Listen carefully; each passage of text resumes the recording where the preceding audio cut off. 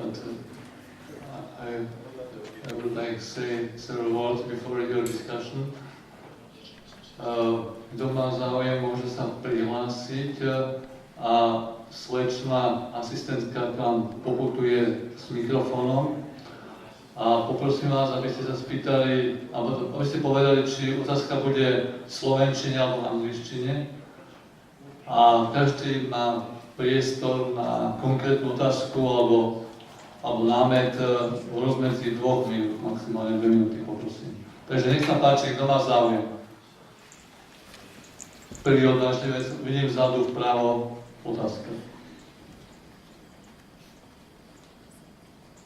Hello, Mr. Professor, I'm Jan, and I would like to ask you then, could we come to the conclusion that the regulation or the policy regulating the emission and emission limits are useless or without any target? Could we stipulate it? Thanks. There's actually, let's talk about, you want to talk about Paris climate meeting? Okay. The EPA, that's the United States Environmental Protection Agency, has a model, sorry, I just want to see what time it is, has a model that estimates the effect of various, shut up,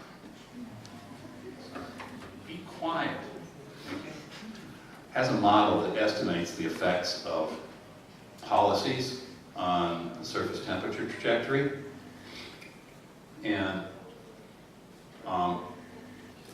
the reality of Paris is that everything everybody said they would do, if they did what they said they would do, they would probably reduce global warming by between 1 and 2/10 of a degree C by the year 2100 over what we call business as usual. Now, before you get too upset with that, let me explain that there has been a lot of misrepresentation about what Paris will do. The United Nations delegates, the United Nations, whatever agency was responsible for the Paris meeting, had decided that every bit of global warming that has been observed since the Industrial Revolution was caused by people. I don't know one scientist who would agree with that. Everybody knows carbon dioxide hadn't gone up very much in the early 20th century. If that warming were caused by carbon dioxide, it would be so hot right now, again, we wouldn't be talking about it. So the Chinese, in November of 2014, announced when President Obama was over there, listen to the words carefully, I'm quoting, they quote, intend, end quote, to hold their emissions constant around, end quote, 2030. Can you imagine, honey, I really love you, and I intend to marry you around 15 years from now. That would not go over very well. But more importantly, 5 years ago, the US Department of Energy published a paper on Chinese emission trends in which they said, because China's economy is maturing, is going to go through the same, maturational phases that we went through in the 1950s and early 1960s. Europe went through in the 60s and 70s. And emissions will stabilize, according to the Department of Energy, with business as usual somewhere between 2025 and 2030, probably closer to 2030.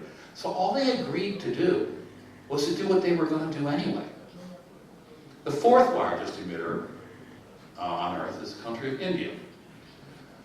And India has been reducing its carbon dioxide emissions per capita by about 30 to 35% for quite some time, at least for a couple decades, maybe beginning of the year 2000. The Indian contribution, which are called intended nationally determined contributions, INDCs, is that they will reduce their emissions per capita of carbon dioxide by 23% over the period. So, in other words, they are doing less than business as usual. The other two large emitters, the United States and the EU, we've actually agreed to do something, but it's less than we agreed to do at the Copenhagen failed summit in 2009, and the Russians agreed to do less than they agreed to do in 2009. And when you add all these things up, you get 0.1 to 0.2 degrees from MIT and from two of the tracking models for effects of policy. By the way, the EPA's model, I am not making this up, is called the Model for the Assessment of Greenhouse Gas-Induced Climate Change. And if you spell it out, that stands for MAGIC, M-A-G-I-C-C, just for what it's worth. Ďalší, nech sa páči, v druhom rade pán. Mikrofón, počkajte na mikrofón. Draw your attention to another point you didn't mention, but I would like to do so. It is the green mass, producing oxygen and reducing the CO2 in the atmosphere. What I think is, and it has been reported many times, for example, the tropical forests in Brazil are decreasing the total amount of the green mass which can produce oxygen is somehow decreasing during the last decades. I'm not sure what is happening with the sea plankton, but anyway, it is known that the oxygen production by the green mass was essential for the life on our Earth. Otherwise, the mammals would not even occur and breathe how they are breathing. What is your opinion about that? Well, we have satellite data going back to, I think it's the early 1980s, that measure the greenness of the planet. And as a whole, the planet is quite a bit greener than it was. The reason for that, there are a couple of reasons for it. One, carbon dioxide makes plants grow better. If you think of the simple equation of photosynthesis instead of the real ones, CO2 plus H2O yields CH2O. Water and carbon dioxide yield carbohydrate. It's actually, as many of you know, massively more complicated than that. But you're increasing, if you increase water, your plants grow better. And generally, if you increase CO2, your plants grow better. So the net effect of that, including deforestation, is a planet that's greener. But the really interesting part is where it's getting greener. Places that are are becoming the most green most rapidly are West Central Indian subcontinent,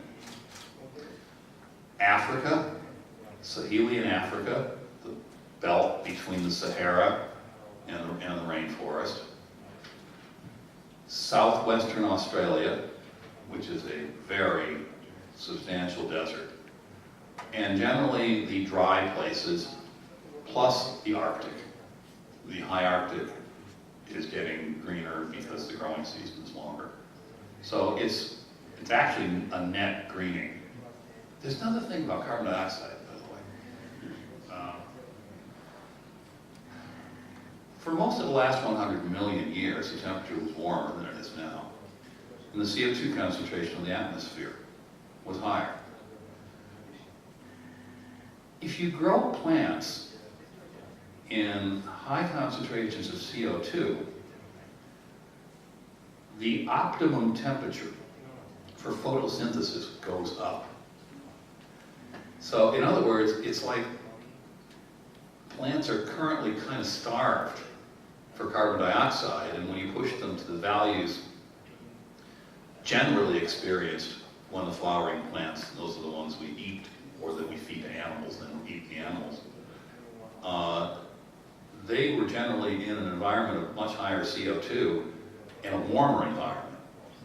And the enzymes of photosynthesis, etc., appear to be sufficiently plastic that they adjust to higher temperatures as long as there's more CO2 in the air.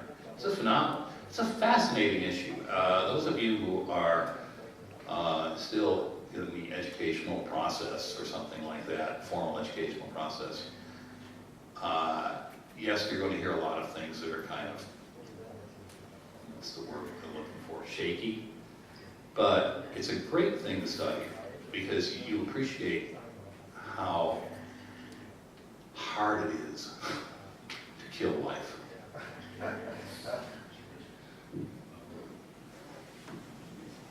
Či kto ďalší má záujem? V prvom rade pán Legeni.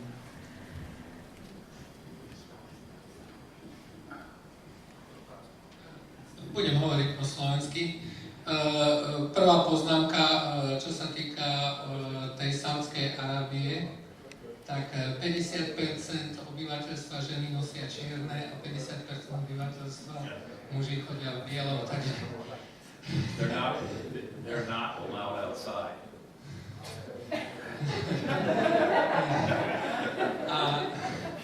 Ale chcem povedať, že myslím si, že nie je to otázka len plochy, ako tej zelene, ale je to aj otázka, by som to povedal, počtu rastlín. Lebo napríklad v slovenských lesoch, keď rozprávam sa s lesákmi, tak hovoria, že keď pred 40 rokmi začínali tí starí lesáci, tak chodili na inventúry s 2,5 metrovými tyčami. Lebo to sa robí tak, že sa ide lesom a počíta sa, koľkokrát odlieta tyč do niečo. Dneska chodia s 5 metrovými. Takže v podstate, čo sa týka tej produkčnej schopnosti toho lesa, je to, alebo akejkoľvek vegetácie, je to o počte rastlín, o množstve hmoty, o vode a o kvalite tej pôdy. Takže vlastne sú na to vzorce. Takže zrejme, ako by sa táto bilancia mala, by som to povedal, akože ešte robí, že nie len plocha, ako je to mnoho rozdielných rozdielov.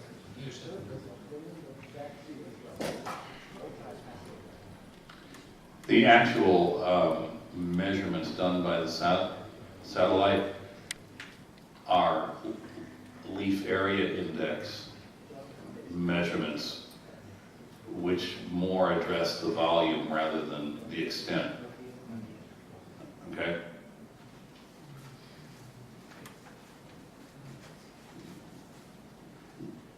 Kto ďalší? Nech sa páči, kto má záujem.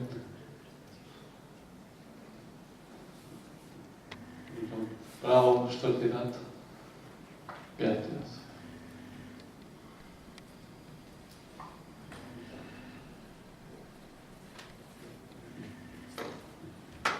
In English, I'm Tom Gray.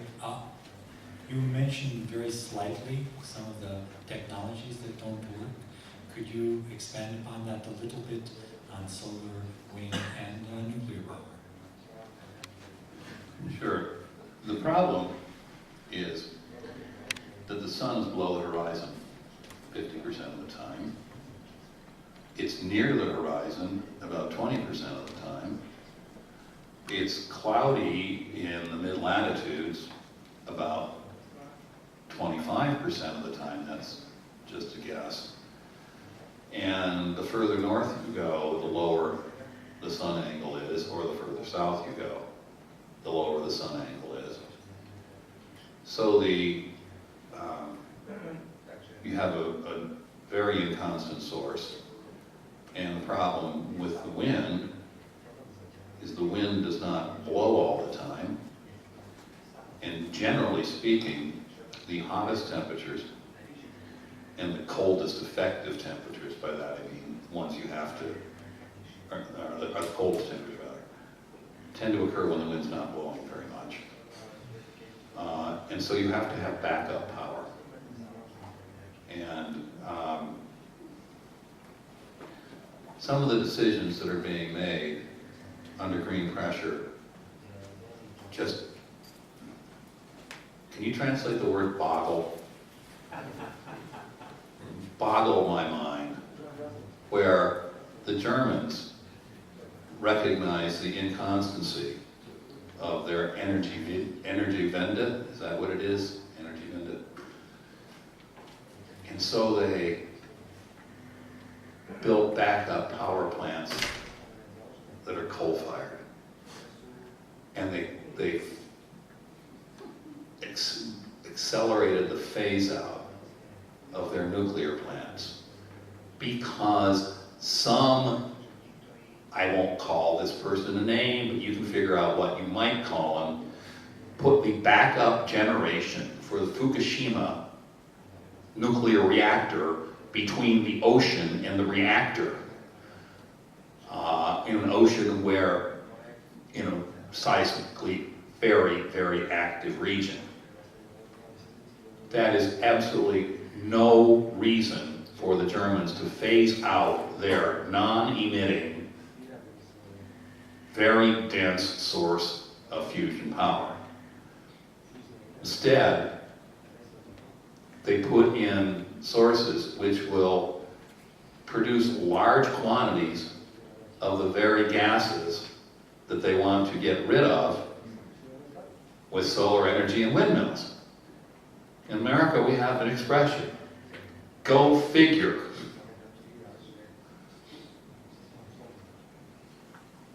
Nech sa páči, kto ďalší má záujem v prvom rade. Ďakujem.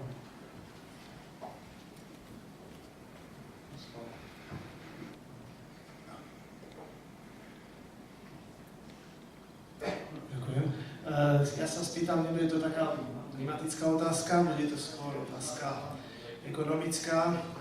Teraz v dôsledku global warming, v dôsledku tej mašinérie, ktorá sa spustila o tom, že teraz spôsobuje to človek, tak v tom dôsledku sa preinvestovalo veľmi veľa miliárd, biliónov dolárov už do rozvoja technológií. V súčasnosti tí, ktorí teda obhajujú tieto investície, tvrdia, že sa to oplatilo, nakoľko tieto investície, nakoľko v súčasnosti tie technológie zlacňujú. To znamená, že už naozaj sa veľmi prudko rozvinul trh aj so solárnou energiou, aj s veternou energiou a tie technológie zlacňujú.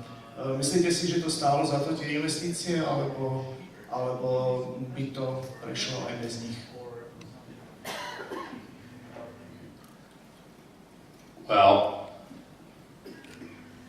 I don't understand why the government has to subsidize cars or technologies or pick technologies because a dollar spent on a politically correct technology is a dollar not spent on something that might actually work. You're not going, because of the inherent inconstancy of solar and wind, they're never going to supply a substantial power to a modern, complicated, complex society unless there are advances in battery storage that they don't really seem to be happening now. Elon Musk, the person who developed the Tesla automobile, a car which has never been able to run on its own four wheels without a push from the government. He says, oh, it's just around the corner. But if you look at Musk, he has a track record of delivering really late. So I sold my Tesla stock.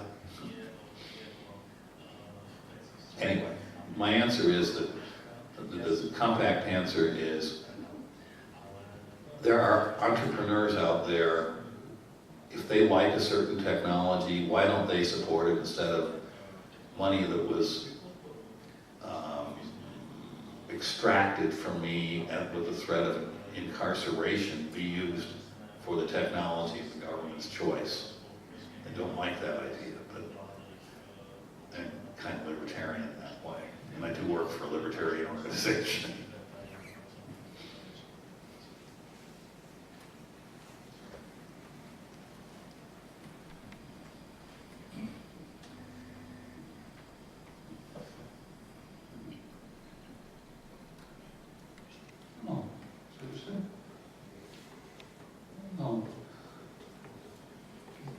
To ďalej, nech sa páči.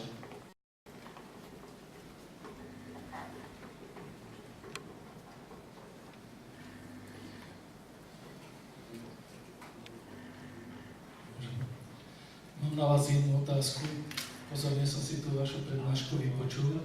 A otázka sa týka toho, že ľudstvo bude vždy potrebovať elektrickú energiu.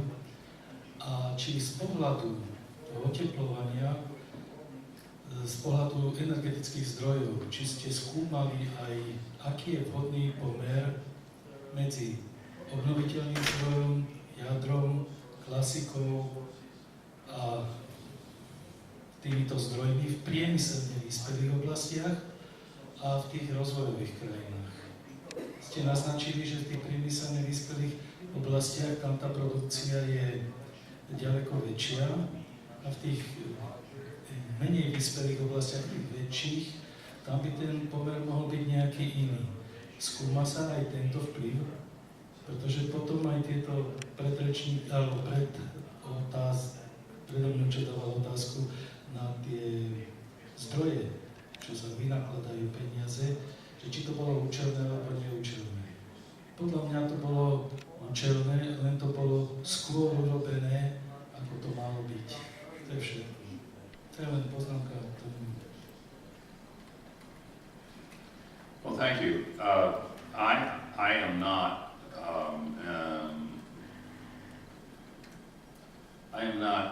I don't feel comfortable talking specifically about allocation of energy technologies.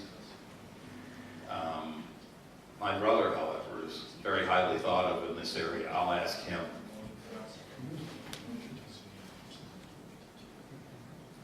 Sorry. Nech sa páči ešte. Budem študovať aj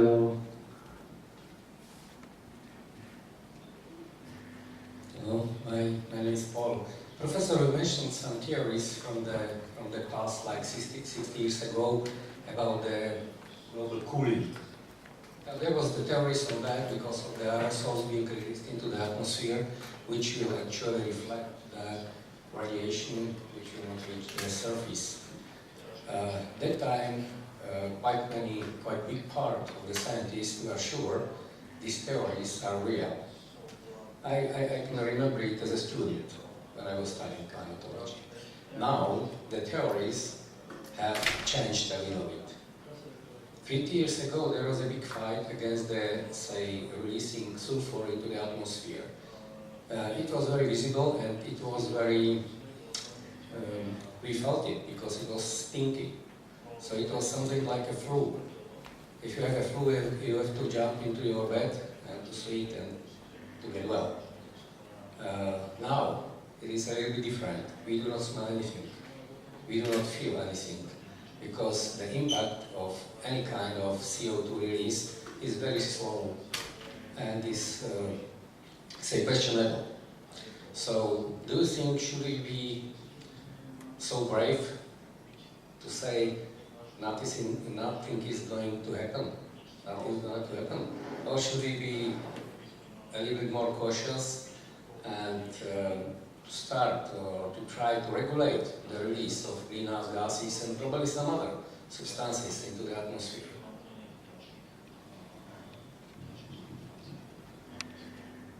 My answer to that is, it appears that the sensitivity of temperature to carbon dioxide is not as high as it was thought to be.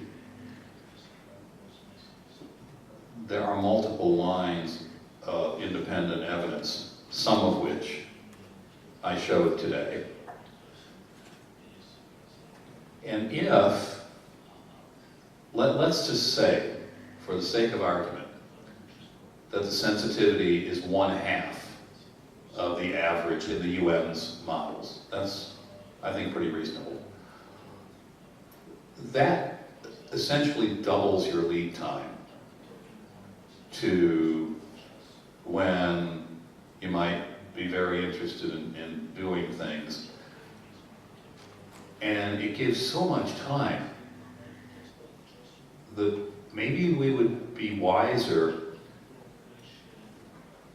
to let the human mind work on energy sources and technologies that nobody in this room can imagine, but probably will produce energy a lot in larger volumes with lower residuals. My fear is that the argument that's made for the so-called insurance policy, it's really not insurance, because the cost is about as high as the cost of the house. So, don't we do better by saving our money? I'll try it another way. If we were impoverished, could we buy hybrid cars? You know, the rule that I seem to believe in, and I tell you it's a belief, is that the more affluent a society is, the cleaner it is. And I think that works at the level of the town, city, state, and nation. And so if we want to protect our environment, we need to assure economic development. May I ask you a question? If it were 15 years ago, and I was giving a seminar on energy, and I said yes, and everybody agrees that we will be pretty much running out of natural gas in about 20 years. Prices are already going up because of supply and demand, and we may wind up substituting coal for natural gas. You raise your hand and you say, I have a vision. There are hundreds of years worth of natural gas in rocks underneath the surface of the earth, and we're going to explode those rocks.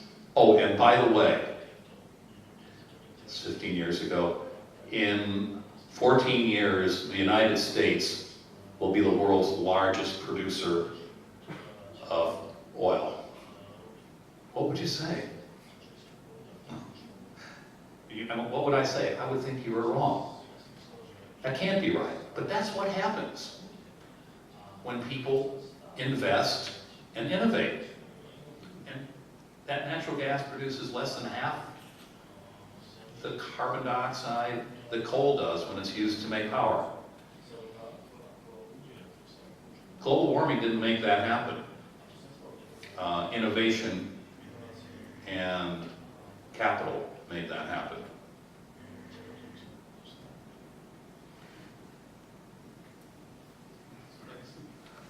Nech sa páči, kto má záujem na poslednú otázku, last question.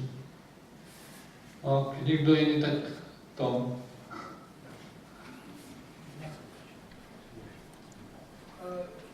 Milan Veselský, pýtal by som sa... Počujte mikrofón. Milan Veselský, pán profesor, spýtal by som sa, svojho času som počul o faktore rozmrzania permafrostu ako dôsledku globálneho otepľovania a o tom, že tento faktor môže tento proces urýchliť. Niečo o tom by som prosil. Ďakujem. I could answer that with a question, which is, in every deglaciation, and remember, the Pleistocene is not the only era of continental scale glaciation. Why has there never been a runaway greenhouse effect from all the methane that has to be released at the end of a glaciation? The answer to that may be this. It may be that the thermal lag in the permafrost is so great that it still stays very cold far down into it. I've read that, I haven't written on it. I don't have any original research in that area, but methane in the atmosphere is a mystery. You know, methane was going up very rapidly to the beginning of the first United Nations climate report. And then the rate of increase started to decline. And then for a few years, the concentration actually went down in the atmosphere. Do you know why that happened? I don't. Nor does anyone else. Three most important words in life are not, I love you, they're, I don't know. And that's what it is. Nikto nemá urgentnú potrebu ešte niečo súrne povedať, tak chcel by som vám poďakovať za účasť, že ste prišli, že ste diskutovali. Chcem ešte raz poďakovať našim partnerom. Bez ich pomoci by nebolo možné zorganizovať dnešnú prednášku. A najmä chcem poďakovať pánovi profesorovi za jeho prednášku aj vyčerpávajúcu diskusiu. Thank you very much.